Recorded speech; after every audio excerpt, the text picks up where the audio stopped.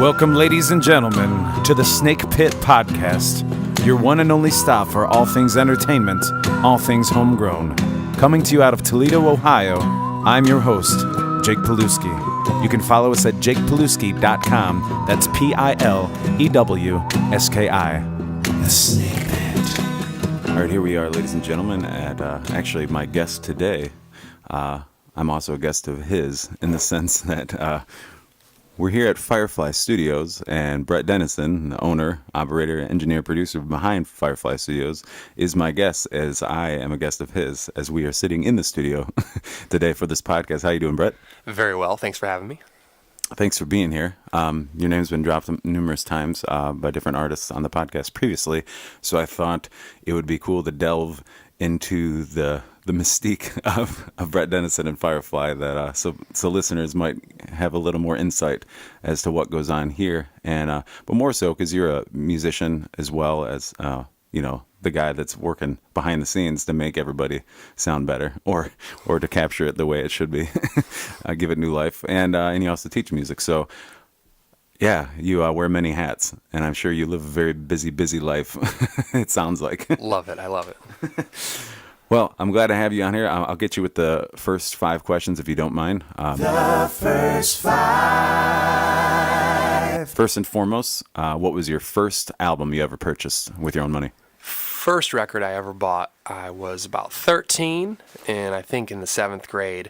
And the grunge era had begun, and Pearl Jam's 10 was out, and I remember it was in that big long box. Remember those longer boxes that we used to get at, like, I don't know, Coconuts, and what were some of the other stores? But yeah, I bought about Coconuts. Yeah, I bought the record 10, and solid choice.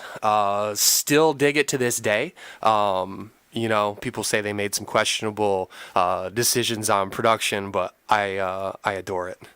Yeah, it's stood the test of time too, because some albums are aged or dated just from the sound, and that's one of those records that you put on now, and there's a lot of artists that try to emulate that now. Sure. Or artists before that had something similar. So, I mean, it could be anywhere from almost the 60s to the 2000s, really, that record. So yeah, it's got like super natural tones, but it still sounds really large. It's very rock and roll.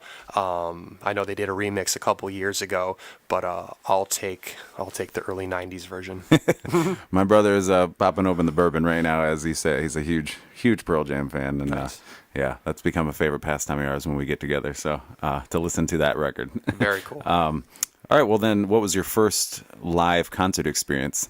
So my parents dragged me and my brother down to the sports arena in Toledo. It was probably like 1985 or 86, and the band comes out, and I looked to my parents and said, "Why are the monkeys so old?" Because I had been watching their TV show as a kid, and they were like 19, and yeah, so I was surprised, but it was the Monkees, and it was a good show, I suppose. It's so funny to like think about that as being my first concert, but it's true. Yeah, I mean, I can attest to that, because I had a huge crush on Susan Day when I was a little kid. I'd watch Partridge Family, not realizing that it was an old show, and so you can imagine a little bit of heartbreak once the reality was presented to me. Just crushed. Yeah. I had high hopes for her and I. So, and I want to say that one of my podcast guests before, I can't remember which one offhand, I'll have to sort through them, but one of them, I believe, mentioned being at that same Monkees show that you were wild. at. That is crazy. Now I'll have to dig in. Well, cool. What was so for the third question, if you could have a dream duet or collaboration, whether it's behind the soundboard or on stage in any medium that you tackle, what would be that for you? I would love to collaborate sonically and content-wise with Ween. I am a giant fan of the rock band Ween. I'm always impressed with the sonics of their records over the last 20 years, and they love to push the limits and the edge and the line, and I just have an immense amount of respect for Gene and Dean Ween. Is that their names actually? That's not really, but that is as they go. Gene and Dean Ween. Okay. But yeah, I've picked up. It's like, what were their parents thinking? They've been a huge influence on me, sonically, especially. I just like all the risk taking, and the songs are always colorful. Yeah, cool. Well, then, do you have? Because I know you, I said you've performance artist, musician, and then also in the studio, which is where you spend most of your hours, I imagine. Put in heavy shifts. Yep. Do you have a most humbling or embarrassing experience, be it as a producer or even, like I said, stage performer? So this will happen about once a year. This kind of thing, maybe hopefully once every few years, where you'll be in the middle, when you're hooking up like we call it a recording chain in the studio, where you've got the vocalist and then they're into the microphone and then they're into all this other equipment. Well, and it might be an additional like 3 or 4 pieces of gear or hardware equipment that are in the chain, and you'll have everything set up, and you'll be tweaking something in real time while the vocalist or whatever is working, and you're tweaking a knob or whatever, some equalization or something, and you're like, oh yeah, that's the spot, that's it, and then you look over and the piece of gear is off. Oh. It's not even engaged. It's in bypass or whatever, and like that kind of thing. And there's so much to why that can happen. But like, it's super embarrassing. Usually the client doesn't even know, but like, it's always funny to me. And just because we hook up thousands and thousands of recording chains like all the time every year, that something like that's bound to happen every once in a while. And I always think it's hysterical. I do. I laugh at myself immensely. I can imagine. How do you explain that to the artists? Or they probably don't know what's going on. I mean, all of this transpires within like 30 seconds. Yeah. So like, they're just busy doing their never thing happened. anyway. Yeah, exactly. Well, now they know, though. Now that you've exposed yourself. Oh, no. That is the brilliance behind Firefly Studio, ladies and gentlemen. That's why they all sound so good. So throw your hands up and keep going. Well, then, do you have a, I don't know, I guess what pushes your buttons, and I mean that from the positive and from the negative, negative what like irks you and positive what inspires you or drives you? So the thing that pops up from time to time that is discouraging is when a hip hop artist might walk in and say, hey, download this beat off of YouTube and rip it into an MP3. So it's like it's a pre-made track that typically like it has already been famous, first of all. Right. And if it's not, then it's on the other end of the spectrum on the quality wise. Yeah. It'll be sonically terrible, right. In some way, and they'll have you rip that song to an MP3 and load it in, and then the artist will then start to write their parts to that beat, and it just shows a lack of dedication and work ethic and effort, I think, to not even have that, that 2-track file ready to go for the recording session, or to even maybe have some interest in making the beat at some point or something like that. And then having lyrics ready, like just unpreparedness in general, overwhelming unpreparedness can be pretty frustrating, but everybody learns in a certain way and is on a certain path, and you all have to start somewhere. So, I do understand where it comes from, but it isn't my favorite thing. And you probably shouldn't get your start in the studio when you're ready to lay something down that's permanent. Good point. Good point. It is good, though, to get your feet wet in a studio, I will say, because it is very, very different. It's a very different monster when you go into a studio and all you've ever done is played live, because you hear yourself it's a very honest what you start hearing when you have the headphones on. It's quite a magnifying glass, isn't it? Yeah. And it really starts, as you can, I mean, I'm preaching to the choir, but I'm sure you can really tell, okay, who's really put the work in and who hasn't. And some people, I mean, you have a lot of people that are naturally fantastic, but Sure. there's still going to be a difference between, that's the reason bands, in the 50s, 60s, 70s could go and just, they would still, I mean, they record live all together typically because they hashed out those songs. But even Right. then, sometimes they would do 50 takes because they wanted to, be Yes. able to maybe capture that one moment that you can't reputtate. That's exactly right. I mean, bands did do 50 takes of song. The Beatles did that. That's crazy. Yeah, putting the work in is a huge deal, and it absolutely shows up on the records. Yeah. It's the evidence. Yeah. Yeah. So then what's the positive of that side? What influences or drives or motivates you? So, I mean, I have a drive to be a quality, proficient musician, but really what makes me tick in the studio is when artists bring in their content, their songs, and they're just in their head, and when we lay it down, we track it out, that they look at you and they're like, how'd you do it? How did you make that vision come out and be, what it was in my mind? And that's the most gratifying thing. bet. That's what I shoot for the most. That's all I try to do in this job is I'm not trying to put my stamp on everything. I'm trying to make sure that the vision of the artist is executed just through my facility. Yeah.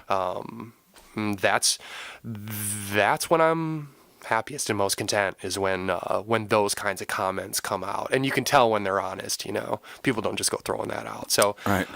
that's my favorite. Yeah. Cool. I mean, that's you and I talked off the record, if you will, about the team, really, the amount of people and the amount of talent and education that goes in to just making one single song. So even if it's a song that you don't care for, even if it's an artist you don't care for, there still has to be some kind of appreciation to the fact it's no different than going to a movie and you sit there. I mean, I go to a Marvel movie right now. I'm waiting for the post-credit scene, Yep.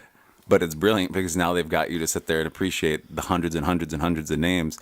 And I'm like, so you have your A-list actor, and so much of the time the credit goes to that A-list actor, Yep. it goes to the director, and you have this huge team behind Sure. making this. And you very much, though, as a producer, have almost, not to sound crazy about it, but almost like you can be like the sonic god essentially in the studio, because you can really make or break somebody.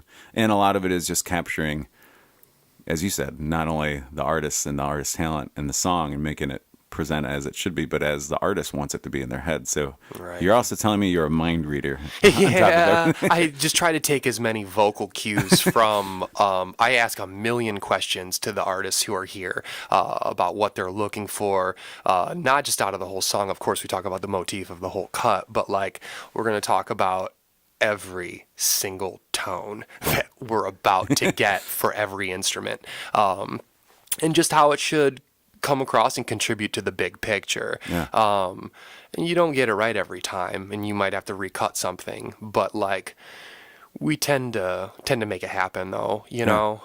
Make good decisions. Yeah. Hopefully. Yeah. Cool. Well, how long has Firefly Studios been open now? I think it's been about 15 years. Wow. About 15 years. It was originally started in Haskins, which is, just south of Perrysburg, in between Perrysburg and Bowling Green. It was there for about 7 years, and it's been here for about 8, out in Toledo. Yeah, it's been a minute. It's crazy. I'll say I've only ever known the Toledo presence. Yeah. So have you always been the flag carrier? I mean, or have you had partners or?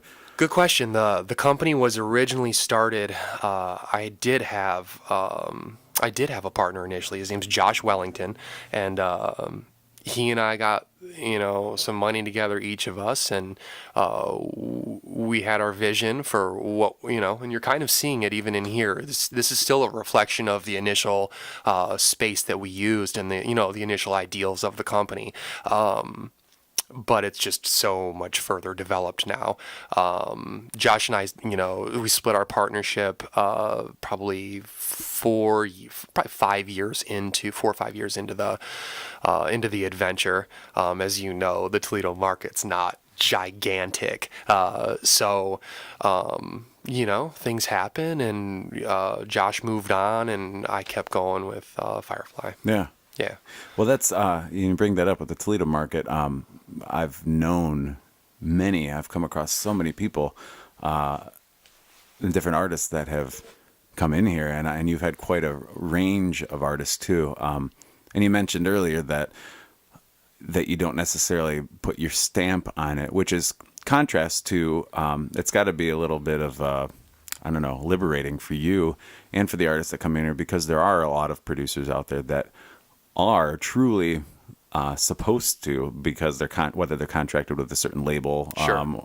Or whatever, they are meant or actually sought out to put their stamp on a specific sound, almost. And where producers now, especially in the top 40 market, I pay enough attention Sure. to it still, because you don't want to be completely disconnected. Of course. But to where there's almost, the producer has almost become the artist in a lot of modern music. Sure. And I know that certain bands over time have sought out a certain producer for a specific reason. Mark Ronson's a good example of that. Prime example. Yeah. And he's done so many people's records to the point that, I work in retail too. And so I had people come in and looking for the new Bruno Mars album when Uptown Funk came out. And I'm like, that's a Mark Ronson tune. Here's the CD.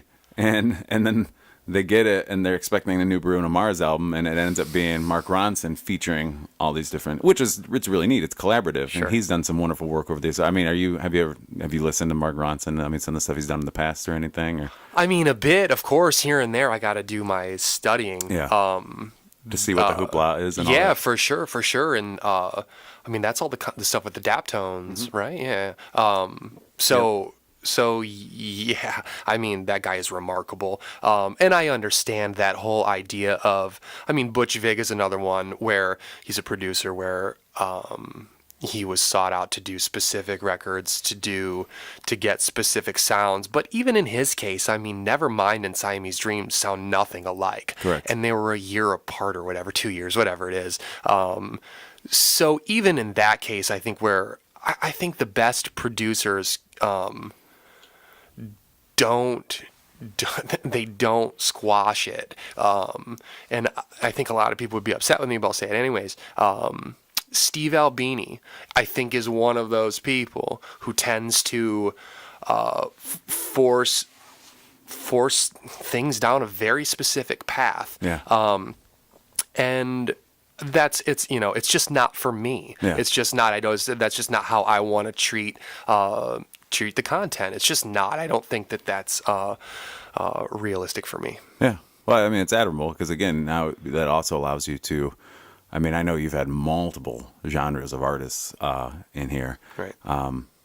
Which is, it's neat, and I found myself going down the rabbit hole of on Firefly's on the Firefly Studio website, and you can listen to a lot of the different tracks that you've done over time, and I feel like I'm listening to there's certain things obviously you can pick up. I can pick up at least after tapping into the production standpoint, but there's certain things I can I know that. At times, maybe it's because I'm on Firefly's site that, okay, yeah, Brett totally did this. But it's mainly because there's a certain quality of your work, not necessarily a specific sound. There's a quality that I don't necessarily hear from a lot of other producers in town. And there's some great producers in town, don't get me wrong. Of course. But there's a specific quality, and that's why I know that there's many who have a loyalty to you. Sure. And there's a trust God bless that them. that you've established. Well, and I said, I liked, for my first, album with, solo project, I was glad to be able to produce it and engineer it, but more so just to get the education and to be able to spend as much time as I want. But I said, I'm not even going to regret or even think twice about the next time around coming to you, because I've worked with you before. I know you cut with 9 Lives. I think we cut a Christmas track that you're donating your time for when the Free Press was doing the Christmas albums, and that was like probably 6-7 years ago. Crazy how time flies. Yeah, and then you did. I think you did 1 or maybe 2 of them. I mean, we were in there a couple times. Oh no, we did a summer song. Yeah, we That's did a right. summer song as yeah. well. Yeah, we did the summer song when they did that, and it was the same. It was the same group. It was Michael Miller that put all that together. So So it was neat for me because I'd already been in studios before, and it was neat for me to come in here and get a completely different experience in a good way. We went to when I had a band called Highland. We went to Cleveland, and there was a studio, and I can't remember the name of it now. This was 2006, maybe. Mm-hmm.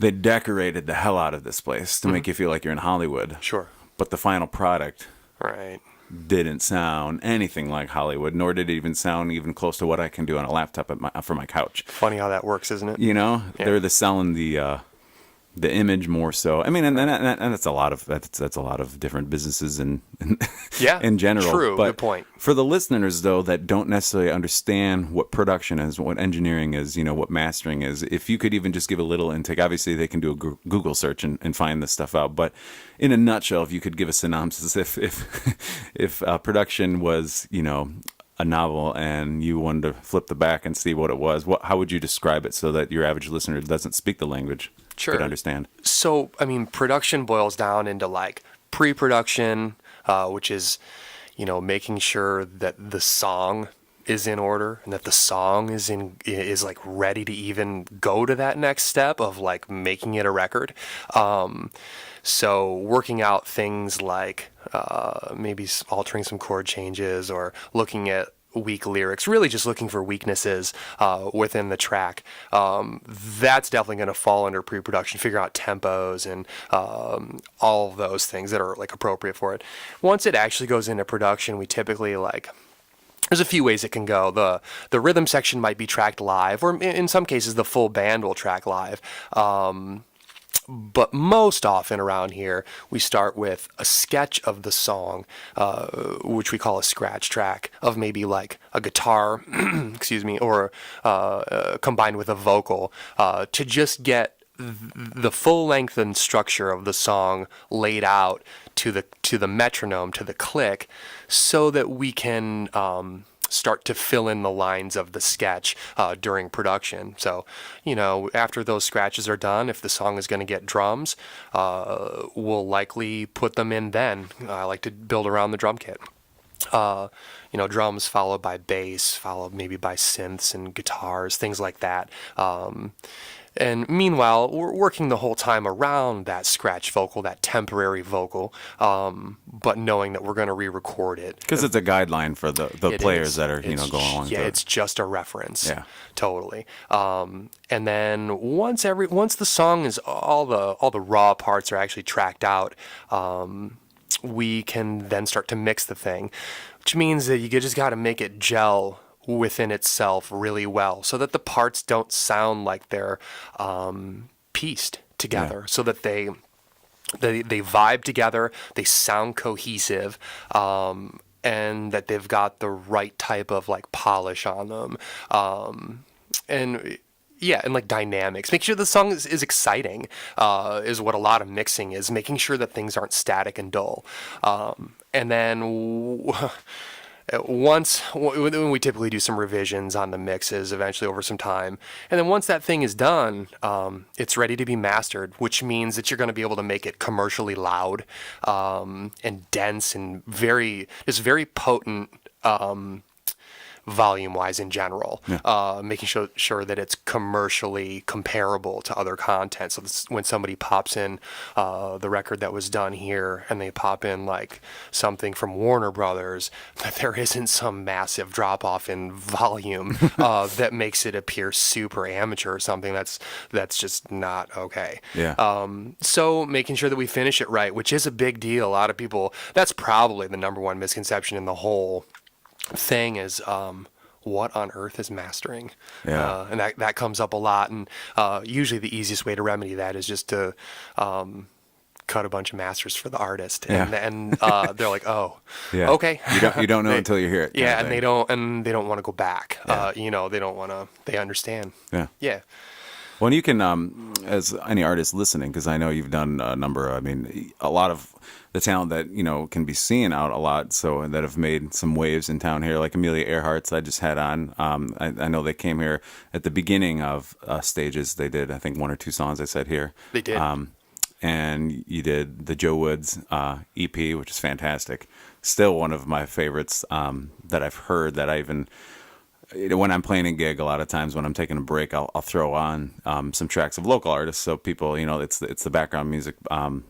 But then I've had people come up and like, who is this? Like, what is this? And a lot of times it's either Joe Woods that recorded here, or it's from Ryan Dunlap, who also recorded here multiple times. I mean, I know you and Ryan have quite a relationship, because he has nothing but amazing things to say about you, and he definitely votes with his dollar, because I know he spends quite a bit of time here, which is great. He does. He's really doing it. And that's the only thing. Yep. I mean, if you're a writer, I mean, you have to find a way to do it. So, in speaking of that, for any artist out there that's looking to really lay down some tracks, you can book. You still have that availability where right on your website you can book time slots right on the calendar. That's right. Yeah, it's so efficient. Yeah, you can book straight through the studio's website instead of like, trying to contact me or whatever to figure out schedules and all that stuff. My schedule is just posted through the booking system. It's just all worked out. So it is convenient. It's like my secretary, I was just gonna say, not, and if you can't afford to have the secretary there taking the calls, I mean, because he or she, as a secretary, would probably likely end up having to learn a few things behind the board as well, rather than because at the same time you're not a customer service desk. You're not dealing with complaints and all that kind of stuff. Right. So it's great to have that. And can you even do the payment online as well? PayPal payments are accepted through, and then as far as in studio payments go, like all credit cards and all that stuff are accepted here as well. Got the new fancy chip reader and everything. Well, I said your work. I mean, it speaks for itself. Anybody that goes to Firefly, what's the official website, just so people know? Sure, it's firefly419.com. Awesome. And I mean, you can do a Google search, Firefly Toledo. It'll come up. And again, you can listen to the samples, or even more so, talk to some of the artists in town, get a hold of them, and talk to them about the experience. I've been able to come here even as a session player to play on Ryan Dunlap's and also Ryan Roth in the Sideshow when they cut, and that was cool because they insisted on doing the live. When you were talking earlier of tracking piece by piece, that's that's what people have been doing for a long time now. Some artists still do the live thing. It just, you can't do as much after the fact when you go back in and someone says, "Oh, I want to fix my guitar part here." It's like, well, we have to cut the whole track all over again. Yeah, mixing becomes a much, much different animal when we track most everything live. Yeah. The choices, just, I pulled all the tricks I could because Ryan Roth's record was cut live for the most part. It was great. I pulled every trick off I could think of because live performances and studio records just they don't come across the same. And we were shooting to do a live record that sounded like a studio record. So I felt like, I wanted to make sure it was mixed, exciting, just like I would get to do any other project that was tracked track by track. So it is tricky. Which is another fun point, because there's certain people that they don't necessarily want to listen to music unless they can go see it live. Sure. But as much as I respect the hell out of anybody that can pull off a live show and make it really count and be wonderful. I mean, that says a lot about that artist. But there are certain records, there's certain things you can do in a studio. And I'm not talking about fixing things or making things sound better, but there's certain things you can do in a studio versus live performance that gives you a completely different kind of satisfaction, a completely different experience that you can't necessarily do live, and you don't necessarily want to do live. And it's really, I always compare it to, if you go and watch a film, and then you say, okay, that's a good film, whatever, but now I need to see a stage production of that. Like, that's weird, but nobody thinks of it that way, but it is truly the same thing. Totally. And there's certain stage productions, like of a play or music or whatever, that are better than maybe their counterpart, which is, in a film. But sometimes there's things in a film that you wouldn't want to change anything about it because you can't pull that off on a stage. And the same thing really comes with an actual, music recording versus the live show. You want them both to be great, but you don't necessarily. I mean, some artists are able to do it. They do such a stripped down, raw version of the studio performance that it becomes the same thing, streamlined, beginning to end, what you see live. But it's also a completely different experience. You have a different chance, because you as the producer aren't going to the live show and running the board, right. for them to try to recreate all of that. Exactly. I love that analogy too, by the way. I use that one myself, the whole like movie versus a play. Yeah. They're two entirely different products. Yeah. Just like a live show to me is different than a record. Yeah. And so it's frustrating sometimes when I'll hear somebody complain about a live performance, and I feel like they're really referencing the record, and that's not fair for a million reasons. But yeah, they're just different animals, and I do like the challenge, though, of like, when that circumstance happens where here's how we're going to be doing it, let's kick some butt, and we make it happen, and just have fun with it. Yeah.